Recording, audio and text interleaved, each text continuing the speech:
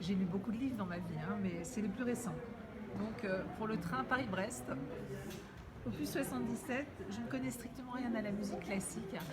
Ça parle d'une histoire de famille, de la rivalité entre un fils violoniste et son père chef d'orchestre, décrit au travers du regard de la sœur de la famille, qui est elle-même pianiste. C'est absolument génial, c'est super bien écrit. Voilà, je l'ai lu Paris-Brest, 4h30. Anne Poly, pareil, une histoire de famille. C'est plein d'humour, c'est extrêmement bien écrit et je suis très sensible à la belle écriture. Et là, aux éditions Verdier, c'est un peu toujours comme ça, hein. C'est super bien, vraiment. Je peux pas vous dire encore de quoi ça parle puisque je l'ai pas fini. Mais alors, génial.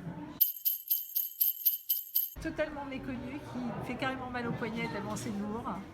Il fait 1400 pages, c'est écrit extrêmement petit. C'est un roman qui est le roman le plus lu aux États-Unis après la Bible, qui s'est vendu à des millions et des millions d'exemplaires, que toutes les familles ont chez elles.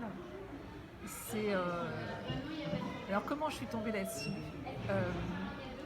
En fait, mon fils, qui devait faire un exposé de littérature, m'a demandé de lui faire une liste de livres de droite. Comme je suis un écrivain dit de gauche, il m'a dit « Mais maman, fais-moi une liste de livres de droite ». Et j'étais incapable de lui trouver même un titre. Alors on m'a dit qu'il y avait des éditions d'extrême droite, tout ça, mais juste un roman normal, quoi. Et à part les films de Clint Eastwood, qui ne sont pas des livres, comme leur nom l'indique, et qui sont des films patriotiques plus que de droite, enfin, incapable de donner un titre. Et j'ai commencé à faire une recherche sur Internet et je suis tombée là-dessus, qui est le livre le plus lu aux États-Unis et qui, évidemment, est le livre préféré de Donald Trump.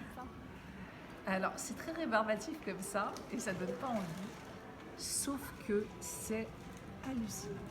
Hallucinant. C'est un livre, une histoire dystopique, fantastique.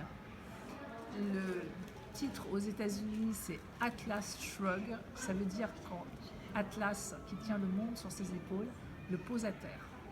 Ça raconte la grève des chefs d'entreprise aux États-Unis en 1950.